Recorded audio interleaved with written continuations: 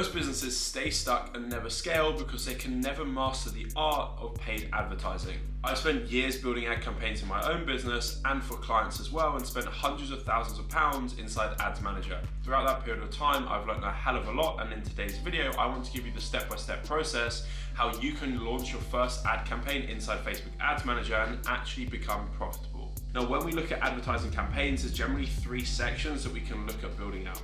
The first one being a top of funnel campaign where we just want to build awareness. We're not straight away looking at getting signups, looking at getting calls booked. We're just looking at building our awareness with potential clients that we can retarget into offers down the line. Now, a big thing to think about with this one, unless you have hundreds of thousands of targeted followers, generally this is going to be the area where you spend the most amount of time and the most amount of budget. You're then looking at building awareness that can then flow down into all of the other parts in your funnel. If your top of funnel is really short and small, it then means that your funnel gets smaller and smaller as you go down, and you don't then have enough people to retarget into your middle of funnel and into your bottom of funnel. So chances are your awareness will be where the biggest amount of budget is, and then you can then get away with less money lower down because you have more targeted leads into that section. In today's video, we're going to look at building a top of funnel awareness campaign because for the majority of businesses, that's the bottleneck that they face, and this is the simple process that you can use to set up your first ad campaign in a few minutes and instantly become profitable. When we're looking at these 3 sections, we then have a middle of funnel where we look at retargeting our top of funnel into opt-ins such as lead magnets, and then we have our bottom of funnel where we look at making offers and proposing applications, calls, and potentially even sales. In today's video, we're going to build out our top of funnel, and we're going to set up a top of funnel campaign that will bring us new eyes onto our social media pages for as little as 8 to 15p that then can correlate into conversations that we can then sell in the DMs. Now, inside Ads Manager, we'll be faced with a screen that looks like this. We want to start by clicking create, and from here we can start creating our first ad campaign. When we're looking at building our top of funnel ad campaign, we want to ensure that we go with a traffic campaign and we then click through. We never want to choose the recommended settings. Instead, we always want to choose manual. Facebook runs off of AI, which obviously is incredibly advantageous from our perspective, but there's a few things that we want to ensure that we have control of. If we're letting Facebook use AI for everything, we'll often find that the performance will potentially drop, or at least the quality will drop. The performance might look better on Ads Manager, but the main thing that we ultimately always care about is the performance in our pocket and the money and the ROI that we're getting. We couldn't care less if Ads Manager is saying that we're not performing that well in terms of metrics, but our bank account is reflecting a really positive increase. So we want to go manual. We then want to go continue, and from here, we can then start the initial setup. Now, when we look at building campaigns, we have our campaign at the top. We then have our ad sets, which are ultimately our audiences, and then we have our ads. So you can think of your campaign as 3 sections. Campaign at the top, ad sets, audiences second, and then lastly, ads third. We build our campaign, we then choose our audiences, and then we create our ads within each audience. So to create our campaign, we want to name this really simply top of funnel awareness. So we know that this is a top of funnel awareness campaign. From here, we can then set the budget to be campaign budget or ad set budget. If we choose ad set budget, what this will then do is we can set a certain amount of money to go into each ad set. So each audience has a designated amount of money that it will then use. However, what we want to do is we want to go campaign budget. We want to let Facebook spend our money from our campaign, and it will then automatically split it between the audiences based off which is working best. And we then want to overview this, and we can then turn on and off certain audiences and ads based off the performance that we're getting from them. Generally, with a top of funnel campaign, you'd want to start at a minimum of 10 to 20 pounds, get proof of concept, and then scale it. We don't want to come in with a huge budget to begin with, because if we do, we're trialing something with a lot of money. We want to start low, and we want to test, get proof of concept, and then scale. Now, a big thing with this though is if we start budget too low, well then we're not really giving Facebook enough money to test. If budget's too low and it can't test, then it would just essentially longing out the process of getting data as to if something's going to perform or not. So 10 to 20 pounds a day minimum to start with. If you start with more, you're essentially going to skip the learning curve. if we spend more money, we're going to get data quicker and we can then make more adjustments. If we're running an ad campaign with £10 compared to £100, obviously the £100 is going to get us more data quicker. I'd start between 10 and 20. Scroll down and then we can go next. That's our campaign first set up. Now we've got our audiences. I would start with 2 audiences on your top of funnel campaign. One which is a broad audience, and then the other which will do a specific audience in a second. Now this broad audience, I would write broad and then I would put the age range that you're targeting. So in order to figure this out, look at all of the current clients that you have, and then off the back of this, take an average. If you're finding that your clients on average are between 25 to 45, then go with that. If you're finding that it's a different range, go with that. But make sure that you go with where the data is suggesting and base this off of not only where your clients are, but the clients that get the best results and the ones that pay the most and the ones that are easiest for you to work with. So write in the age range, and then lastly, write in the gender.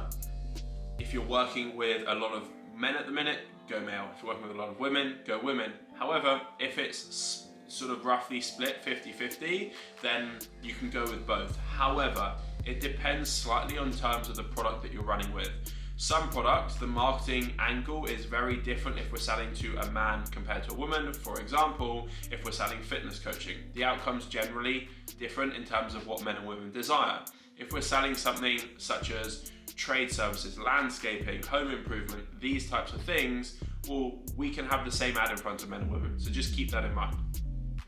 So we'll write in the gender. And then lastly, we just want to write in the location. Again, base this off of where the majority of your clients are at the minute. Of course, if it's an in-person product or service that we deliver, then we need to be cautious of that and have that based around a radius of where we're at. Let's just say we'll put location in here.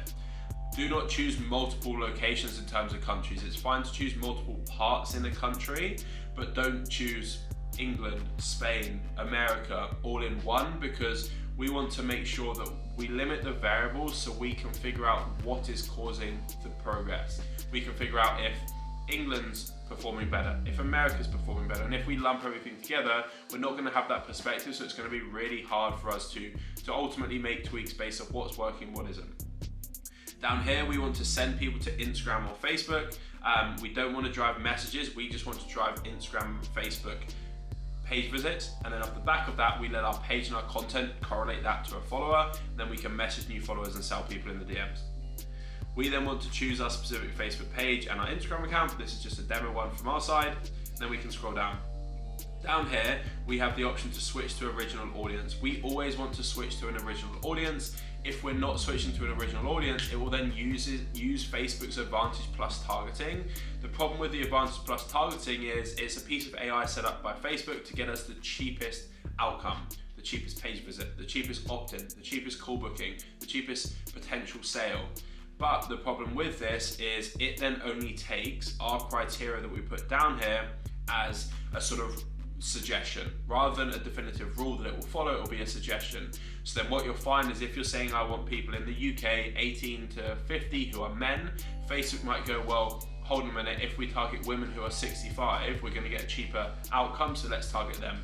So on paper it might give us a cheaper outcome, but it's not going to correlate to giving us a better ultimately cost per lead. Metrics on the front end are great and it helps us align things, but if on the back end we're not getting any money in our pocket, well, it doesn't then make sense. So we choose our location, we choose our age range, we choose our gender, and we don't add any detailed targeting for now because this is a broad audience, we just leave this broad. We then scroll down and we have placements, and we can click edit and we want to choose manual placements. We want to make our ad blend into their feed, especially in the way that we are at the minute across the marketing landscape. There's the lowest amount of trust that there ever has been, and we want to ensure that our content blends into their feed. Instead of looking like an ad and then thinking that this is a random person who's going to sell to me, we want our content to just blend into their feed.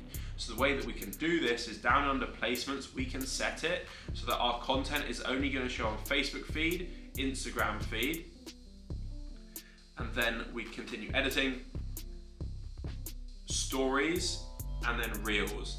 If we're only showing on feed on Facebook and Instagram, stories on Facebook and Instagram, and reels on Facebook and Instagram, we're then going to blend in with all their organic content. And with the top of funnel campaign, where we're simply just looking to get awareness, people onto our page that then follow us, we grow our audience so we can then retarget down the line, and we then get new followers that we can then message.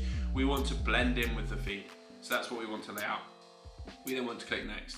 From here, we can then name ad one. And what we then want to do is we want to scroll down, and we want to, instead of create an ad, we want to choose boost post. Your wording might be slightly different to boost post, but it'll be along those lines.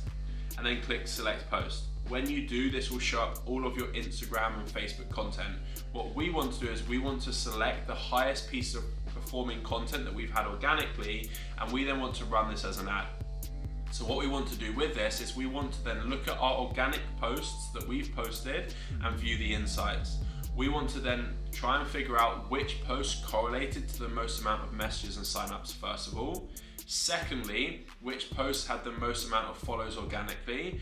We have to take that with a little bit of a pinch of salt because different people's audiences are obviously different sizes. So that being said, if you've got a huge organic following now, you're going to get follows organically. If you have a tiny one, less likely. You still will, but less likely and less volume. Third metric is the percentage of views that it's shown in terms of followers and non-followers. If it has a higher percentage to non-followers and a high percentage to non-followers overall, well, if those three metrics align across the board, then this suggests that it could be a good one to run traffic to. We've tested it organically. We're not having to test it with paid ads. Organically, it's working, so then we can just drive additional traffic to that. So we'll then select that post here and press continue, and you'll notice that it will pull the post through with the caption. What we want to ensure that the piece of content aligns with the caption, and both of them specifically talk to our ideal client. They talk about who our ideal client is, the struggles that they face, the goals that they want to achieve. It's then hyper specific, so when Facebook and Instagram have this out as an ad, it then means that it's going to hone in and target those people even more. Facebook, the way it works is if a piece of content talks to and about a specific person and their pain points along with the caption, well then that content's then going to be hyper specific, and it will mean that the targeting will be even better, so you'll then find the right types of people with your ad. That being said as well, it's a good practice to get into with an organic piece of content too, because it's going to make the organic piece of content work even better as well.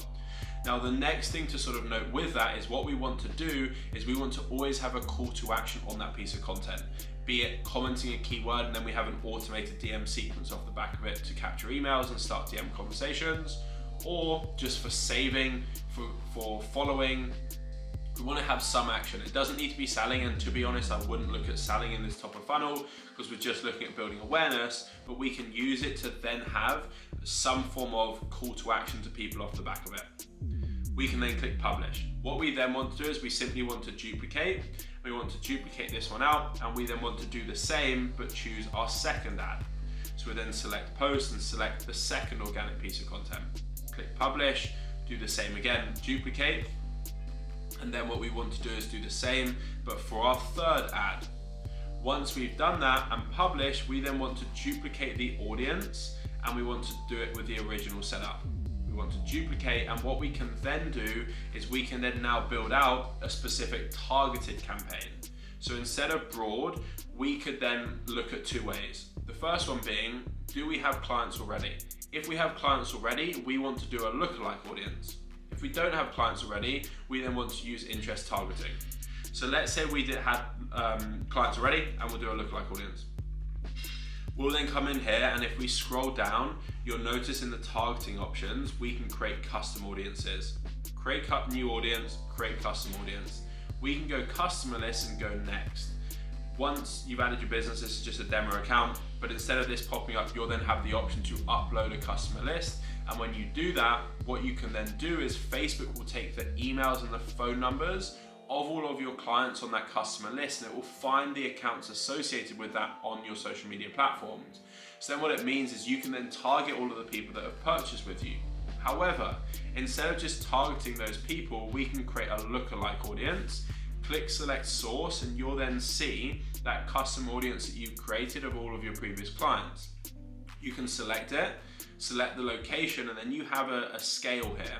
The higher this scale is, the more broad that audience is going to be from the list of clients you uploaded. The smaller that it is, the more specific it will be. So essentially, we can upload a list of previous clients and then select 1%. What we'll then find is Facebook and Instagram will go, well, right, that's a list of all the previous people who have purchased from us. We're going to find a list of people that's not them, but is as similar to them as possible, and then target them. It's literally a cheat code to find the right type of people, because we're literally creating a list as close to the same interests, behaviors, and actions as your current clients, but not them. And we can put your content in front of them to target them even more. We can then click create, and we will then add the lookalike audience. If we're not going to do a lookalike audience, we could then just choose targeting, and then we can scroll down and we can then add in our specific targeting metrics here. So we can add in metrics such as people interested in finance, people with young children, people with interest in cars, luxury items, whatever it might be, and then we can get super specific on the type of person. What we can then do is we can then publish this, and we then literally have our top of funnel campaign running. That's the heavy lifting done, but now what we want to do is we want to have essentially 5 to 10 minutes each day where we come in and we overview metrics. Now, a big point to realize with this is the main metric that we always want to look at is obviously the correlation to followers, calls or sales made, and then ultimately money in the bank. However, if we make sure that these metrics align, generally that will then correlate to more money in the bank. So when we're in Ads Manager, we can click this plus icon and we can go customize columns. When we customize columns, we can add a few columns. So we can add one called frequency, and we can add one called link click-through rate down here. And then lastly, we can add one called CPM. Cool. So once we've added those, there's generally 4 columns that we really want to look at on a daily basis. The first one being CPM. This is the cost to get 1,000 people to view our ad. Generally, what this will do is it will tell us the range in costs. So when we come in and we toggle the time frame, if we're finding that our CPM cost is increasing, it means that it's getting more expensive to market in that area. What that means is potentially there's more competitors, it's more competitive, so we can either adjust our ad to try and create a better hook and get more engagement, or we can be clever and we can start testing other areas and audiences to be proactive. Instead of having to be reactive, we're then proactive. The next column is CTR. This will show us the percentage of people that see the ad and click through from the ad. We want this to be above 3%. If it is, well then it's showing us that the ad is getting a good percentage of people seeing it and clicking through. So then the ad ultimately is performing. Next, we want to look at frequency and make sure that this is below 4%. Especially for a top of funnel campaign that's a cold audience, we don't want our ad to keep showing to the same person if they haven't followed us. And with the fact that there's hundreds of thousands, millions of people out there, we want to make sure that we're finding the right types of people on our top of funnel campaign. So we want to make sure that frequency is below 4. If it's below 4, then we're aligned and that's perfect.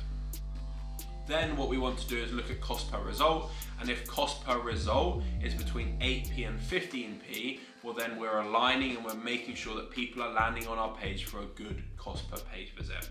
Lastly, we can then look at amount spent, and we can then track the number of new followers that we get, because when we get a new follower on notifications, it will then say new follower from an ad, and then we can also track the number of sales that we're making, and we can then correlate the amount of money spent, the amount of sales made, and then we can make sure that the other metrics are aligning. And if we're doing that for 5 to 10 minutes a day, we're going to have an incredibly profitable ad campaign that we can then scale.